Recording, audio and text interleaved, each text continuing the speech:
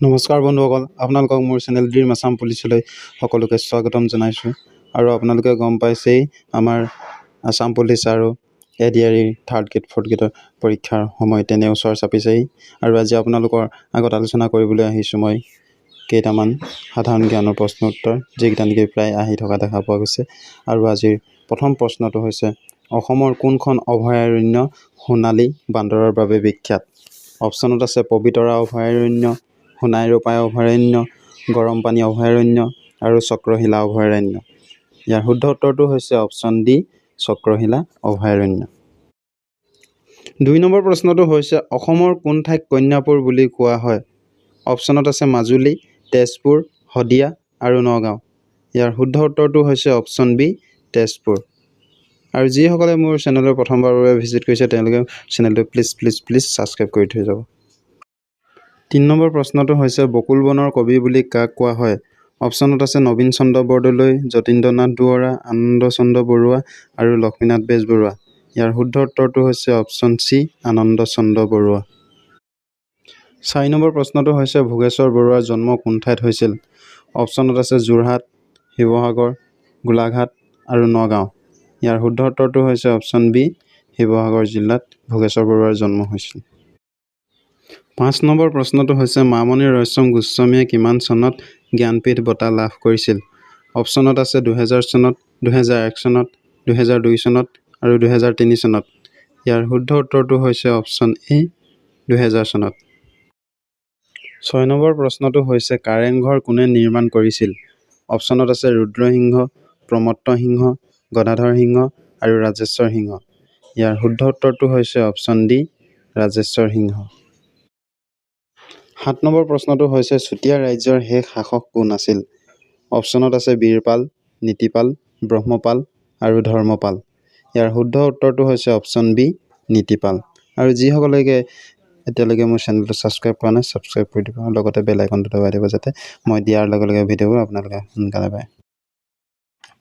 ৮ number প্ৰশ্নটো হৈছে, গুৱাহাটীৰ বশিষ্ঠ মন্দিৰ কোনজন আহোম ৰজাই নিৰ্মাণ কৰিছিল? অপশ্যনত আছে শিৱসিংহ, ৰাজেশ্বৰ সিংহ, ৰুদ্ৰসিংহ আৰু প্ৰতাপ সিংহ। ইয়াৰ শুদ্ধ উত্তৰটো হৈছে অপশ্যন বি, ৰাজেশ্বৰ সিংহ। ৯ নম্বৰ প্ৰশ্নটো হৈছে, নিম্নলিখিত কোনখন উত্তৰ পূৰ্বাঞ্চলৰ ৰাজ্যই অসমৰ সৈতে আটাইতকৈ চুটি সীমা ভাগ বতৰা কৰে? অপশ্যনত আছে নাগালেণ্ড, ত্ৰিপুৰা, অৰুণাচল প্ৰদেশ আৰু মিজোৰাম। ইয়াৰ শুদ্ধ উত্তৰটো হৈছে অপশ্যন বি, ত্ৰিপুৰা। ১০ নম্বৰ প্ৰশ্নটো হৈছে, কোন চনত গুৱাহাটী চাহ নিলাম কেন্দ্ৰ স্থাপন কৰা হৈছিল? অপশ্যনত আছে ১৯৭০ চনত, ১৯৭১ চনত, ১৯৭২ চনত, ১৯৭৩ চনত। ইয়াৰ শুদ্ধ উত্তৰটো হৈছে অপশ্যন এ, ১৯৭০ চনত। ১১ নম্বৰ প্ৰশ্নটো হৈছে, ভৱেন্দ্ৰনাথ শইকীয়াই কোনখন গ্ৰন্থৰ বাবে সাহিত্য অকাডেমি বঁটা লাভ কৰিছিল? অপশ্যনত আছে ৰাতি ফুলা ফুল, শৃংখল, ৰংমিলিৰ হাঁহি আৰু সেন্দুৰ। ইয়াৰ শুদ্ধ উত্তৰটো হৈছে অপশ্যন বি, শৃংখল। ১২ নম্বৰ প্ৰশ্নটো হৈছে, অসমৰ ক'ত গৰম পানীৰ উঁহ আছে? অপশ্যনত আছে যোৰহাট, নগাঁও, ডিব্ৰুগড় আৰু গোলাঘাট। ইয়াৰ শুদ্ধ উত্তৰটো হৈছে অপশ্যন ডি, গোলাঘাট জিলাত। ১৩ নম্বৰ প্ৰশ্নটো হৈছে, নিজৰাৰ কবি বুলিলে কোনগৰাকী কবিক জনা যায়? অপশ্যনত আছে ৰত্নকান্ত কাকতি, অমূল্য বৰুৱা, শৈলধৰ ৰাজখোৱা আৰু বিনন্দ চন্দ্ৰ বৰুৱা। ইয়াৰ শুদ্ধ উত্তৰটো হৈছে option C, Sailadhar Rajkhowa. ১৪ number প্ৰশ্নটো হৈছে, ভাৰতৰ আটাইতকৈ পুৰণি তেল শোধনাগাৰটোৰ নাম কি? অপশ্যনত আছে নুনমাটি তেল শোধনাগাৰ, ডিগবৈ তেল শোধনাগাৰ, নুমলীগড় তেল শোধনাগাৰ আৰু বঙাইগাঁও তেল শোধনাগাৰ। ইয়াৰ শুদ্ধ উত্তৰটো হৈছে অপশ্যন বি, ডিগবৈ তেল শোধনাগাৰ। ১৫ নম্বৰ প্ৰশ্নটো হৈছে, কোন বছৰত অসমৰ ৰাজধানী শ্বিলঙৰ পৰা দিছপুৰলৈ হস্তান্তৰিত কৰিছিল? অপশ্যনত আছে ১৯৫০ চনত, ১৯৫৫ চনত, ১৯৭১ চনত, ১৯৭৩ চনত। ইয়াৰ শুদ্ধ উত্তৰটো হৈছে অপশ্যন ডি, ১৯৭৩ চনত। ১৬ নম্বৰ প্ৰশ্নটো হৈছে, অসমৰ কোন ঠাইক মানচেষ্টাৰ বুলি জনা যায়? অপশ্যনত আছে যোৰহাট, শুৱালকুছি, শিৱসাগৰ আৰু ডিফু। ইয়াৰ শুদ্ধ উত্তৰটো হৈছে অপশ্যন বি, শুৱালকুছি।